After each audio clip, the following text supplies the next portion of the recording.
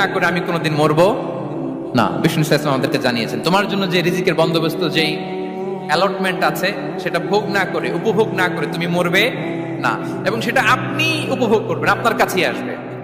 ধরুন আপনারা যে ফল আমেরিকাতে খান, এটা কি আমেরিকায় চাষ হয় ফল, নাকি কানাডা মেক্সিকো থেকে আসে?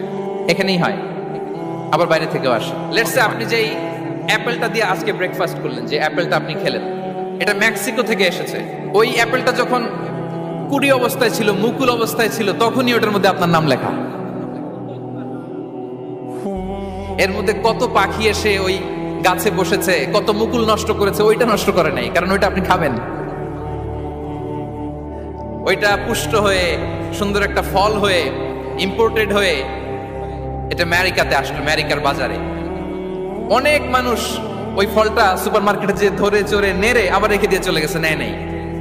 ওইটা সে খাবে না, কারণ ওইটা আপনার রিজিকে লেখা।